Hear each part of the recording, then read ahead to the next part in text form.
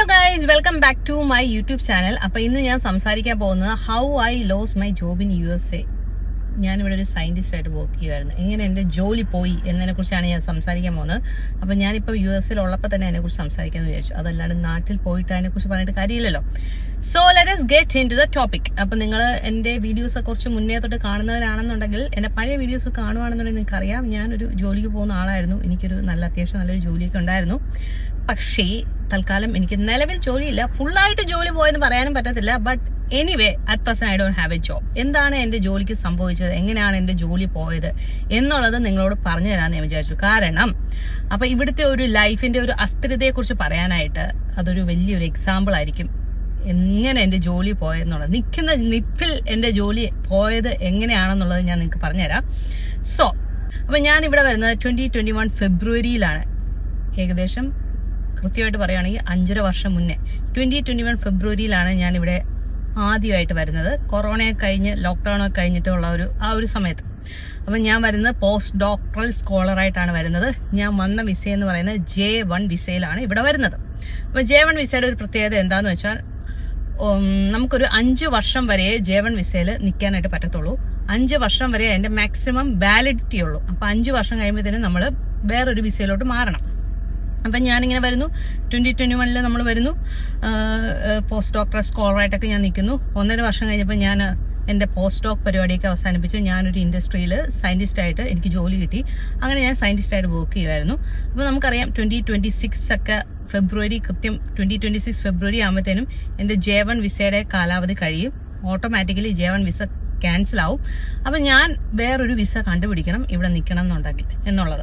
അപ്പൊ ഏകദേശം ഒരു 2023 ഒക്കെ ആയപ്പോഴത്തേനും നമ്മൾ അതിനുള്ള ശ്രമം തുടങ്ങി. കാരണം J1 വിസയുടെ കാലാവധി കഴിഞ്ഞാൽ പിന്നെ എനിക്കുള്ള ഓപ്ഷൻസ് എന്ന് പറയുന്നത് H1B വിസയുണ്ട്, പിന്നെ വേറൊരു ഹൈ എൻഡ് കാറ്റഗറിയിലെ ഒരു വിസയുണ്ട്, O വിസയുണ്ട്. അപ്പൊ ഈ 2 വിസയ്ക്കും ഞാൻ എലിജിബിൾ ആണ് ആക്ച്വലി. അപ്പം H1B വിസ നിങ്ങൾക്ക് അറിയായിരിക്കും, അത് ഒരുമാതിരി എല്ലാവർക്കും അറിയാവുന്ന വിസയാണ്. ലോട്ടറി ഒക്കെ കിട്ടുന്ന ഒരു വിസയാണ്. ഇപ്പം അതിന്റെ ലോട്ടറി അന്നത്തെ സമയമാണ് പറയുന്നത്. ഇപ്പം ലോട്ടറി അല്ല, ഇപ്പം 100K ഒക്കെ കൊടുത്തിട്ടാണ് ഇപ്പം ആ വിസയുടെ പരിപാടി പോയിക്കൊണ്ടിരിക്കുന്നത്. പക്ഷെ ഞാൻ 2023 ആ ഒരു സമയത്തൊക്കെ നേരെ ലോട്ടറിയിലോട്ട് അപ്ലൈ ചെയ്യുക. നമുക്ക് വിസ ലോട്ടറി കിട്ടുവാണെന്നുണ്ടെങ്കിൽ വിസ അപ്രൂവലിലോട്ട് പോകും. അങ്ങനെയാണ് ആ ഒരു സമയത്തെ കാര്യമാണ് കേട്ടോ ഞാൻ പറയുന്നത്. ഈ നിലവിലുള്ള ഇപ്പോഴത്തെ സമയത്തെ കാര്യമല്ല. അപ്പം നമ്മൾ എൻ്റെ ഇൻഡസ്ട്രി എന്നെ H1B, അപ്പം 2023 ആയപ്പോൾ തന്നെ, 1 വർഷം കഴിഞ്ഞപ്പോൾ തന്നെ ഞാൻ എൻ്റെ മാനേജറോട് പറഞ്ഞു, എനിക്ക് വിസയ്ക്ക് അപ്ലൈ ചെയ്യണം, എനിക്കിവിടെ നിലനിന്ന് പോകണം എന്നുണ്ടെങ്കിൽ ഐ നീഡ് എ വിസ. അപ്പം അവരെന്നെ സ്പോൺസർ ചെയ്തു. ഇപ്പം ഞാനും ആ സമയത്ത് എൻ്റെ ഹസ്ബൻഡ് J2 എൻ്റെ ഡിപ്പെൻഡൻ്റ് ആയിട്ടായിരുന്നു പുള്ളി വർക്ക് ചെയ്തുകൊണ്ടിരുന്നത്. നമ്മൾ രണ്ടുപേരും സെയിം കമ്പനിയിലാണ്. അപ്പം എന്നെയും എൻ്റെ ഹസ്ബൻഡിനെയും രണ്ടുപേരെയും സെപ്പറേറ്റ് ആയിട്ട് ഈ H1B ലോട്ടറിയിലോട്ട് ഞങ്ങളുടെ കമ്പനി നമ്മളെ സ്പോൺസർ ചെയ്തു. അപ്പോൾ ആ വിസയുടെ ലോട്ടറി തെരഞ്ഞെടുപ്പൊക്കെ കഴിഞ്ഞു. 2024 മാർച്ചിൽ റിസൾട്ട് വന്നു.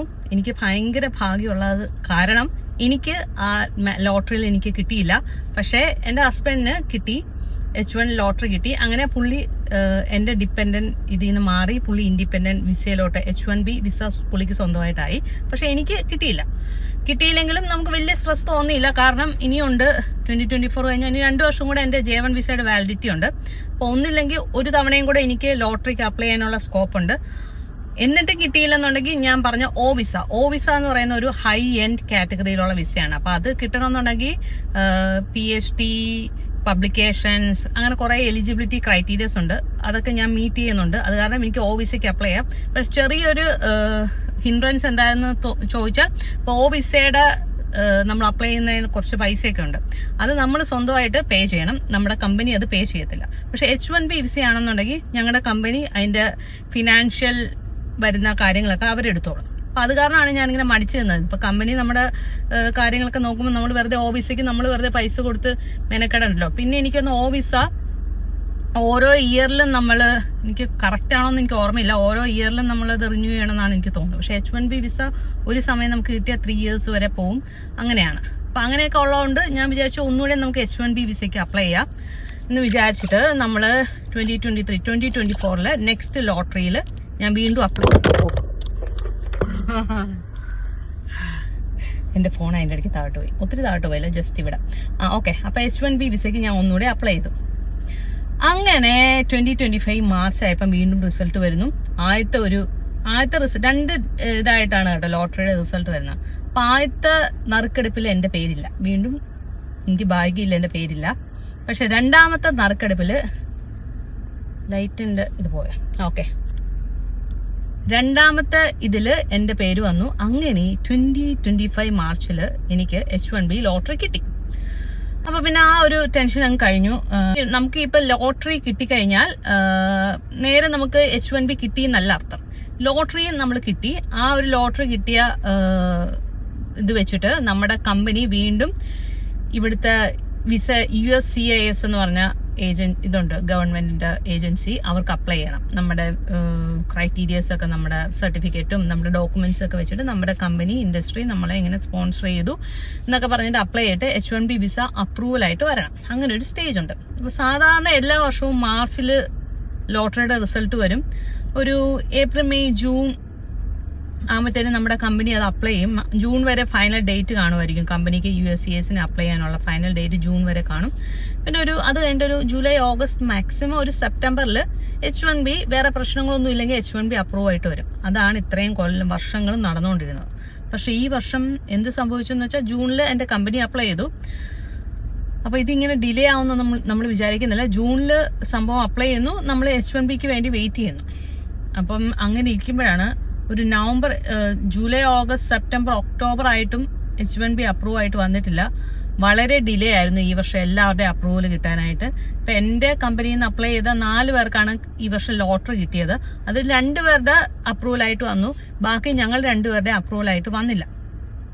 ആ സമയത്താണ് ഒരു നവംബർ ഒക്കെ ആയപ്പോഴും പെട്ടെന്ന് എനിക്ക് നാട്ടിലൊരു എമർജൻസി വന്നു. എന്റെ ഫാദറിന് വയ്യാണ്ടായിട്ട് എനിക്ക് പെട്ടെന്ന് നാട്ടിലോട്ട് പോകേണ്ട ഒരു സിറ്റുവേഷൻ വന്നു.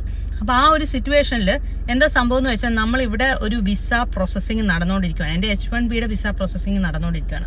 ആ ഒരു സമയത്ത് നമ്മൾ ശരിക്കും ട്രാവൽ ചെയ്യരുത്. ട്രാവൽ ചെയ്താൽ ഈ നോർമൽ വിസ പ്രോസസ്സിങ്ങിനെ അത് എഫക്റ്റ് ചെയ്യും. പക്ഷെ ആ ഒരു സമയത്ത് എനിക്ക് വേറെ ഒന്നും ചിന്തിക്കാനുള്ള മാനസികാവസ്ഥ ഉണ്ടായിരുന്നില്ല. എത്രയും പെട്ടെന്ന് നാട്ടിൽ പോവുക, അവിടെ എനിക്ക് അവിടെ പോകണം, അല്ലാണ്ട് എനിക്ക് പറ്റത്തില്ല. എനിക്ക് ഇവിടുത്തെ ജോലിയോ ഇവിടുത്തെ കാര്യങ്ങളോ ഒന്നും ഞാൻ ചിന്തിക്കുന്നില്ല.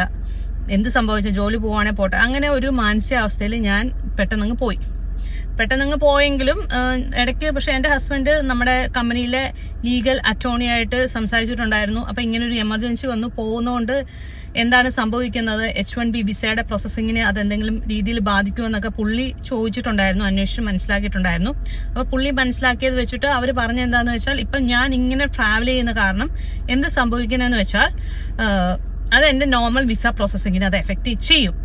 പക്ഷേ ഞാൻ എന്താ ചെയ്യേണ്ടതെന്ന് വെച്ചാൽ, ഞാൻ തിരിച്ചു വന്നിട്ട് ഇനിയിപ്പോ എന്റെ H1B അപ്രൂവ് ആണല്ലോ, എന്റെ H1B അപ്രൂവൽ ആകുന്ന സമയത്ത് പോയിട്ട് ഞാൻ നാട്ടിൽ പോയിട്ട് വിസ ഒന്നുകൂടെ സ്റ്റാമ്പ് H1Bയുടെ ഇപ്പൊ എന്റെ നിലവിലുള്ള J1 വിസ എക്സ്പയർ ആകുന്നതിന് മുന്നേ ഞാൻ പോയിട്ട് നാട്ടിൽ പോയിട്ട് H1B വിസ സ്റ്റാമ്പ് ചെയ്യണം. അതാണ് എന്റെ ലീഗൽ അറ്റോർണി പറഞ്ഞ കണ്ടീഷൻ.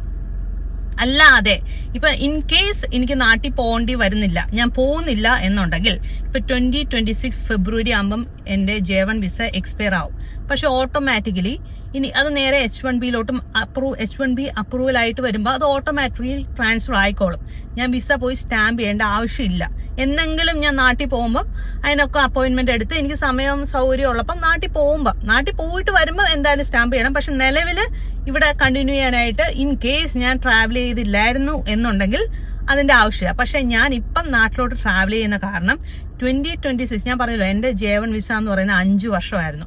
അപ്പൊ 2026 ഫെബ്രുവരി 3-ാം തീയതി എന്റെ J1 വിസ ക്യാൻസൽ ആവും, എക്സ്പയർ ആവും. അതിന് തൊട്ടു മുന്നേ ഒരു നാട്ടിലൊരു വിസ അപ്പോയിന്റ്മെന്റ് എടുത്തിട്ട് ഞാൻ പോയിട്ട് എന്റെ H1B അപ്രൂവൽ ആയിട്ട് വന്നിട്ട് ഞാൻ പോയിട്ട് H1B വിസ സ്റ്റാമ്പ് ചെയ്യണം. അതായിരുന്നു അവർ പറഞ്ഞ കണ്ടീഷൻ.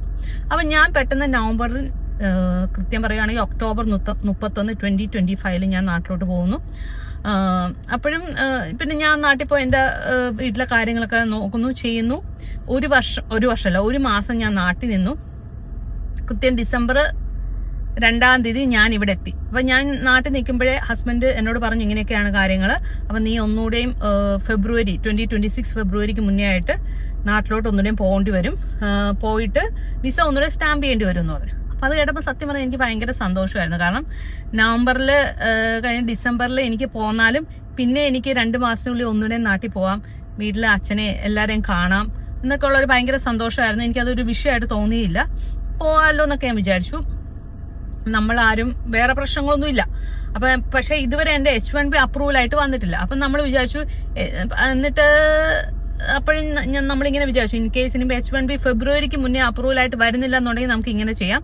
ഇവിടെ ഒരു എന്താ പറയുന്ന പ്രീമിയം പ്രോസസ്സിംഗ് എന്ന് പറഞ്ഞൊരു സംഭവമുണ്ട്. പ്രീമിയം പ്രോസസ്സിംഗ് എന്ന് പറയുമ്പോൾ നമ്മൾ കുറച്ച് ഡോളറുകൾ എക്സ്ട്രാ കൊടുക്കണം. പക്ഷേ 2 ആഴ്ചക്കുള്ളിൽ അവർ എന്താന്ന് വെച്ചാൽ നമ്മുടെ ഇപ്പം അപ്രൂവലായിട്ട് കിട്ടാനുള്ള സംഭവമാണെന്നുണ്ടെങ്കിൽ അവർ പെട്ടെന്ന് അപ്രൂവലാക്കി തരും. അപ്പം ഇപ്പം ഇനി ഫെബ്രുവരിക്ക് മുന്നേ അതാവുന്നില്ലെന്നുണ്ടെങ്കിൽ പെട്ടെന്ന് പ്രീമിയം പ്രോസസ്സിംഗ് ചെയ്ത് അപ്രൂവൽ ആക്കിയിട്ട് നാട്ടിൽ പോയിട്ട് വിസ സ്ലോട്ട് എടുത്ത് അപ്പോയിന്റ്മെന്റ് എടുത്ത് സ്റ്റാമ്പ് ചെയ്യാം. ഇതൊക്കെയായിരുന്നു നമ്മുടെ പ്ലാൻ. പക്ഷേ ഞാൻ ഡിസംബർ 2-ാം തീയതി തിരിച്ച് നാട്ടിൽ നിന്ന് ഇവിടെ വരുന്നു. ഞാനിവിടെ വന്ന് കൃത്യം ഒരാഴ്ച കഴിഞ്ഞപ്പോഴാണ് എന്താ സംഭവം എന്ന് വെച്ചാൽ പെട്ടെന്നൊരു ന്യൂസ് പൊട്ടി പുറപ്പെടുന്നത്. കാരണം ഇങ്ങനെ പറഞ്ഞിട്ട് H1B ഇങ്ങോട്ട് വരാനുള്ള എല്ലാ വിസകളുടെ എസ്പെഷ്യലി H1B വിസ ഇന്റർവ്യൂസ് ഭയങ്കര സ്ട്രിക്റ്റ് ആക്കി. എല്ലാവരുടെയും ബാക്ക്ഗ്രൗണ്ട് ലൈക്ക് സോഷ്യൽ മീഡിയ ഒക്കെ ഭയങ്കരമായിട്ട് ചെക്ക് ചെയ്യുന്നു എന്ന് പറഞ്ഞിട്ടൊരു ന്യൂസ് വന്നു. അപ്പോൾ അത് ചെക്ക് ചെയ്യുന്നതുകൊണ്ട് കുഴപ്പമില്ല, അത് ഇവരുടെ ആവശ്യങ്ങളാണ്. ഇങ്ങോട്ട് ഈ രാജ്യത്തോട്ട് വരുന്നവർ വേറെ പ്രശ്നക്കാരൊന്നുമല്ല എന്നൊക്കെ ഉള്ള രീതിയിൽ എല്ലാ രീതിയിലും ക്ലിയർ ആയിട്ടുള്ള ആൾക്കാരാണെന്ന് കൺഫേം ചെയ്യാൻ വേണ്ടിയിട്ടാണ് അവർ ഈ സോഷ്യൽ മീഡിയ ഒക്കെ ചെക്ക് ചെയ്യുന്നത്. കാരണം റീസെന്റ് എന്തോ സംഭവിച്ചു, ലൈക്ക് ഇൻസ്റ്റാഗ്രാമിലോ ഫേസ്ബുക്കിലോ ആരോ എന്തോ മോശമായിട്ടുള്ള ഇവിടുത്തെ ഐ ഡോണ്ട് റിമെമ്പർ എന്താണ് കൃത്യം എനിക്ക് ഓർമ്മയില്ല, അങ്ങനെ വന്നിട്ട് ഇങ്ങനെ ഒരു സംഭവം നടക്കുന്നു. അപ്പം ഭയങ്കരമായിട്ട് സോഷ്യൽ മീഡിയ ഒക്കെ ചെക്ക് ചെയ്യുന്നു. അപ്പം എന്താ സംഭവിക്കുന്നതെന്ന് വെച്ചാൽ ഭയങ്കര വിസ ഇന്റർവ്യൂവിന് ഭയങ്കര ലാഗ് വരുവാണ്. ഇപ്പൊ ഓരോരുത്തരും അപ്ലൈ ചെയ്യുമ്പോൾ അവരുടെ ഫേസ്ബുക്കും ഇൻസ്റ്റാഗ്രാമും ലിങ്ക്ഡ് എല്ലാവിധ സോഷ്യൽ മീഡിയ എല്ലാം ചെക്ക് ചെയ്ത് ക്ലിയർ ചെയ്ത് ഓരോരുത്തരെ ഇങ്ങോട്ട് വിടുന്നത്. അപ്പൊ അങ്ങനെ വരുമ്പോഴത്തേനും വിസ ഇന്റർവ്യൂവിന് സ്ലോട്ട് കിട്ടുന്നില്ല. അപ്പൊ 2025 ഡിസംബറിലാണ് ഇത് സംഭവിക്കുന്നത്. അപ്പം 2025 ഡിസംബറിൽ സ്ലോട്ട് ഉണ്ടായിരുന്നവരുടെ എല്ലാം ഇന്റർവ്യൂസ് ക്യാൻസൽ ആവുന്നു.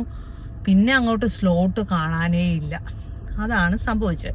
അപ്പോൾ 2026 അപ്പോയിന്റ്മെന്റ് ഉണ്ടായിരുന്നവരുടെയൊക്കെ അത് റീഷെഡ്യൂൾ ചെയ്തിട്ട് 2027 നെക്സ്റ്റ് ഇയറിലോട്ടാവുന്നു. അപ്പം ഞാനൊന്നും നമ്മളൊന്നും നോക്കുമ്പം അപ്പം ഈ സമയത്തും ഞാൻ നാട്ടിൽ നിന്ന് തിരിച്ചിവിടെ വന്നു. ഇപ്പോൾ ഡിസംബറായി. അപ്പം ഞാൻ വിചാരിച്ചു എനിക്ക് 2 മാസം കൂടി ഉള്ളൂ എൻ്റെ J1 വിസയുടെ വാലിഡിറ്റി. അപ്പം J1 വിസ തീരുന്നതിന് മുന്നേ നമുക്ക് പ്രീമിയം പ്രോസസ്സിങ് ചെയ്യാമെന്ന് വെച്ചാലും പ്രീമിയം പ്രോസസ്സിങ് ചെയ്തിട്ട് കാര്യമില്ല. കാരണം പ്രീമിയം പ്രോസസ്സിങ് ചെയ്താലും നാട്ടിൽ പോയിട്ട് എനിക്കിവിടെ വർക്ക് ചെയ്യണമെന്നുണ്ടെങ്കിൽ ഞാൻ പറഞ്ഞല്ലോ വിസ സ്റ്റാമ്പ് ചെയ്യാണ്ട് എനിക്ക് ഇവിടെ ഇനി വർക്ക് ചെയ്യാൻ പറ്റത്തില്ല. അപ്പം വിസ സ്റ്റാമ്പ് ചെയ്യാനായിട്ട് എനിക്ക് നാട്ടിൽ വിസയുടെ ഇന്റർവ്യൂവിന് അപ്പോയിന്റ്മെന്റ് സ്ലോട്ട് കിട്ടുന്നില്ല. നമ്മൾ വെറുതെ പ്രീമിയം പ്രോസസ്സിങ് ചെയ്യാനായിട്ട് $3000 എന്തോ ആവും. വെറുതെ ആ പൈസ കളയാമെന്നല്ലാണ്ട് അതിനകത്ത് ഒരു കാര്യമില്ല. അപ്പം നമ്മൾ നോർമൽ രീതിയിൽ H1B അപ്രൂവലായി വരട്ടെ എന്ന് വിചാരിച്ചിരുന്നു. അങ്ങനെ ഫെബ്രുവരി ആയി, അപ്രൂവലായിട്ട് വന്നില്ല. മാർച്ച് ഏപ്രിൽ മെയ് ഒക്കെ ആയപ്പം എൻ്റെ H1B അപ്രൂവലായി. പക്ഷേ എനിക്ക് നാട്ടിൽ വിസയുടെ സ്ലോട്ട് ഇപ്പോഴും കിട്ടിയിട്ടില്ല, ഇതുവരെ കിട്ടിയിട്ടില്ല. അപ്പം ഞാൻ എല്ലാ ദിവസവും നോക്കും, പക്ഷെ നിലവിൽ സ്ലോട്ടില്ല. നെക്സ്റ്റ് ഇയറിലോട്ടേ ഒക്കെ ഉള്ളൂ സ്ലോട്ട് ഉള്ളൂ. അപ്പോൾ അത് കാരണം അങ്ങനെയാണ് ഫെബ്രുവരി 2-ാം തീയതി ആയപ്പോഴത്തേനും എനിക്കിവിടെ വർക്ക് ചെയ്യാനുള്ള എൻ്റെ അനുവാദം തീർന്നു. കാരണം എൻ്റെ J1 വിസ എക്സ്പയർ ആയി. പക്ഷെ എനിക്ക് ഓട്ടോമാറ്റിക്കലി ഞാൻ പക്ഷെ നാട്ടിൽ പോവാണ്ട് ഇവിടെ നിന്നിരുന്നുണ്ടെങ്കിൽ ഇതൊന്നും എന്നെ ബാധിക്കത്തില്ലായിരുന്നു. ലൈക്ക് എൻ്റെ H1B അപ്രൂവലായി വരും, ഞാൻ നോർമലി ഓട്ടോമാറ്റിക്കലി H1Bയിലോട്ട് മാറും. എൻ്റെ വിസ സ്റ്റാമ്പിങ്ങിനൊന്നും ഞാൻ പോകണ്ട. എനിക്ക് നോർമലായിട്ട് അത് H1B ലോട്ടറി കിട്ടിയത് കൊണ്ട് തന്നെ എനിക്ക് നോർമലായിട്ട് ഓട്ടോമാറ്റിക്കലി ജോലി ചെയ്തുകൊണ്ടേ ഇരിക്കുകയായിരുന്നു. പക്ഷെ ഇടയ്ക്ക് ഞാൻ നാട്ടിലോട്ട് പോയത് കാരണം എൻ്റെ ഈ നോർമൽ വിസ പ്രൊസീജിയറിനെ ഒക്കെ അത് എഫക്റ്റ് ചെയ്തു. അപ്പം അതൊന്നും നടന്നില്ല. എൻ്റെ വിസ അപ്രൂവൽ വന്നെങ്കിലും നാട്ടിൽ സ്ലോട്ട് കിട്ടാത്ത കാരണം എനിക്ക് വിസ അപ്പോയിന്റ്മെന്റിന് പോകാൻ പറ്റിയില്ല. അങ്ങനെ അപ്പം പക്ഷെ എനിക്കത് എനിക്കങ്ങ് ഭയങ്കര സങ്കടമായിട്ടൊന്നും തോന്നിയില്ല. ഇപ്പം അന്ന് ഞാൻ നാട്ടിൽ പോകാണ്ടിരുന്നെങ്കിൽ ആരോ ഒക്കെ ഇങ്ങനെ പറഞ്ഞു അതോ അങ്ങനെ പോയത് കൊണ്ടല്ലേ ഇങ്ങനത്തെ പ്രശ്നങ്ങൾ വന്നേന്ന്. പക്ഷെ എനിക്കതിൽ ഒരു കുറ്റബോധം ഇല്ല. കാരണം എനിക്ക് അന്ന് ഞാൻ അതങ്ങനെ പോയില്ലായിരുന്നുണ്ടെങ്കിൽ എനിക്ക് എൻ്റെ ജീവിതകാലം മൊത്തം എനിക്കതൊരു ഭയങ്കര ബുദ്ധിമുട്ടായിരുന്നു. എനിക്കൊരു ഭയങ്കര വിഷമമായിരുന്നു. എൻ്റെ വീട്ടിൽ ഒരു ഭയങ്കര അത്യാവശ്യമുള്ള ഒരു സമയത്ത് ഞാൻ അവിടെ ഉണ്ടായില്ല എന്ന് പറയുന്നത് എനിക്കത് പിന്നെ അത് എന്നെ കൊണ്ട് പറ്റത്തില്ല. എൻ്റെ ഒരു ക്യാരക്ടർ വെച്ചിട്ട് എനിക്ക് അങ്ങനെ നിൽക്കാൻ പറ്റത്തില്ല. അത് കാരണമാണ് ഞാൻ പോയത്. അത് കാരണം എനിക്ക് അങ്ങനെ വിഷമമൊന്നുമില്ല. പക്ഷെ എൻ്റെ ജോലി പോയെങ്കിലും ഞാൻ ഞാൻ പിന്നെ കുറച്ച് നാൾ ഞാൻ ഹാപ്പി തന്നെയായിരുന്നു. കാരണം കഴിഞ്ഞ 5 വർഷമായിട്ട് ഞാൻ കണ്ടിന്യൂസ്ലി വർക്ക് ചെയ്യുന്ന ആളാണ്. അപ്പൊ ഞാൻ ഓർത്ത് ഓക്കെ ഒരു ബ്രേക്ക് എടുക്കാം. പിന്നെ എനിക്ക് ഇഷ്ടമുള്ള വേറെ പല കാര്യങ്ങളും ഉണ്ട്. എനിക്കിങ്ങനെ വീഡിയോസ് ചെയ്യുന്നതും ഒക്കെ ഭയങ്കര ഇഷ്ടമാണ്. അതിനുശേഷമാണ് സത്യം പറഞ്ഞാൽ നിങ്ങൾ ശ്രദ്ധിച്ചിട്ടുണ്ടോ എന്ന് എനിക്കറിയത്തില്ല, ഞാൻ കണ്ടിന്യൂസ്ലി കുക്കിംഗ് വീഡിയോസും അതും ഇതും ഒക്കെ ഇഷ്ടംപോലെ ചെയ്യാറുണ്ട്. അപ്പൊ എനിക്ക് എന്തെങ്കിലും എൻഗേജ്ഡ് ആയിട്ട് ഇരിക്കുന്നതാണ് ഇഷ്ടം. അത് കാരണമാണ് ഞാൻ ഒത്തിരി ഇങ്ങനെ വീഡിയോസും ഒക്കെ ചെയ്തുകൊണ്ടിരിക്കുന്നത്. പിന്നെന്താ ഞാൻ പറയാൻ വന്നത്, പിന്നെ ഞാൻ എപ്പോഴും വർക്ക് ചെയ്യണമെന്ന് ആഗ്രഹിക്കുന്ന ഒരാളാണ്. ഞാൻ ബീഫാം ഞാൻ 2009 ബീഫാം കഴിഞ്ഞു. ബീഫാം കഴിഞ്ഞ് കൃത്യം ഒരു മാസത്തിനുള്ളിൽ തന്നെ ബീഫാമിന്റെ ക്വാളിഫിക്കേഷൻ വെച്ചിട്ട് എനിക്ക് എന്ത് ജോലിക്ക് കയറാൻ പറ്റുമോ, അന്ന് ഫാർമസിസ്റ്റ് ആയിട്ട് നമുക്ക് ബീഫാം ക്വാളിഫിക്കേഷൻ വെച്ചിട്ട് നമുക്ക് കയറാൻ പറ്റത്തുള്ളൂ. ഒരു വിത്തിൻ 1 മന്ത് തന്നെ ഞാൻ കോഴിക്കോടുള്ള മിംസ് ഹോസ്പിറ്റലിൽ ഫാർമസിസ്റ്റ് ആയിട്ട് പോയി ജോയിൻ ചെയ്തായിരുന്നു. അത് കഴിഞ്ഞ് എംഫാം കഴിഞ്ഞിട്ട് വിത്തിൻ 1 മന്ത് എംഫാമിന്റെ ക്വാളിഫിക്കേഷൻ വെച്ചിട്ട് നമുക്ക് ചെയ്യാൻ പറ്റുന്ന ടീച്ചിങ് ആണ്. മൂവാറ്റുപുഴയിലെ അന്നു ഡെന്റൽ കോളേജിൽ ഞാൻ ടീച്ചറായിട്ട് വർക്ക് ചെയ്തു. അപ്പൊ ഏതൊക്കെ അവസരങ്ങളിൽ എന്നെ കൊണ്ട് ജോലി ചെയ്യാൻ പറ്റുമോ അങ്ങനെ ജോലി ചെയ്യുന്ന ഒരാളാണ്. ഏതെങ്കിലും ഒരു നിവൃത്തി ഇല്ലാത്തപ്പോഴാണ് ഞാൻ ജോലി ഇല്ലാണ്ട് സ്റ്റക്കായി പോകുന്നത്.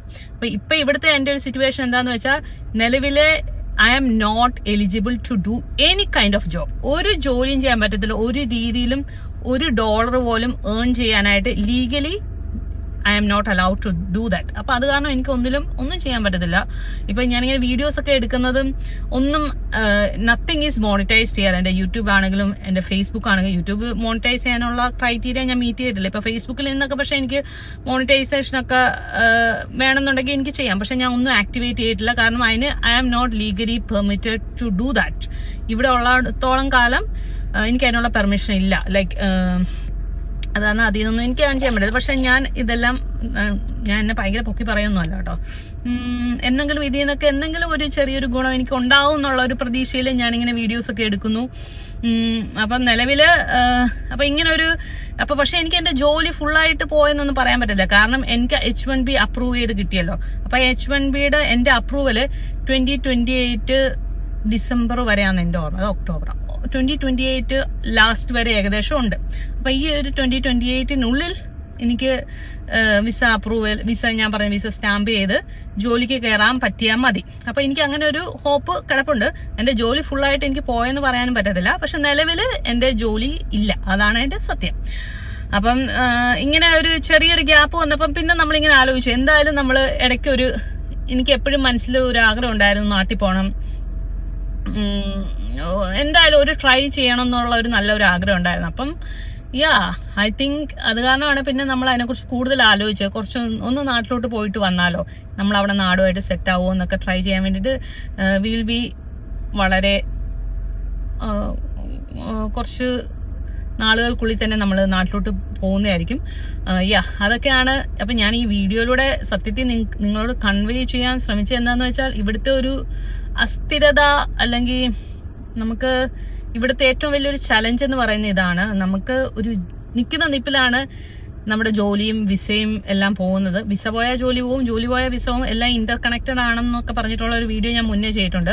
അപ്പൊ ഇത് ഒരു ഭയങ്കര ഒരു എക്സാമ്പിൾ ആണ് കേട്ടോ. അപ്പൊ ഇങ്ങനെയൊക്കെ സംഭവിക്കുമെന്ന് നമ്മൾ സ്വപ്നത്തിൽ പോലും വിചാരിച്ചില്ല. കാരണം ഞാൻ നാട്ടിൽ പോകുമ്പോഴും ഐ ഹാഡ് ഓപ്ഷൻസ്. തിരിച്ചു പോയിട്ട് എന്റെ വിസ സ്റ്റാമ്പ് ചെയ്യാന്നൊക്കെ ഓപ്ഷൻസ് ഉണ്ടായിരുന്നു. പക്ഷെ ഇവിടെ വന്നപ്പോഴാണ് പെട്ടെന്ന് നിൽക്കുന്ന നിപ്പിൽ ഇങ്ങനത്തെ സോഷ്യൽ മീഡിയ ചെക്കിംഗ് ഒക്കെ വന്നിട്ട് ഇതെല്ലാം എക്സ്റ്റെൻഡ് ആവുന്നതും അങ്ങനത്തെ മൊത്തം കോംപ്ലിക്കേഷൻസ് ആവുന്നു. അപ്പം ഇവിടുത്തെ കാര്യങ്ങൾ ഇങ്ങനെ ഭയങ്കര ബാക്ക് ഇൻ ദ ഹെഡ് എപ്പോഴും നമ്മളിങ്ങനെ ചിന്തിക്കും, അയ്യോ ഇതെന്താ നാളെ ജോലി പോകും, ഇന്ന് ജോലി പോകും, അങ്ങനെ ഒരു ചിന്ത എപ്പോഴും വിസ കാറ്റഗറിയിലുള്ളവരുടെ മനസ്സിൽ എപ്പോഴും കാണും.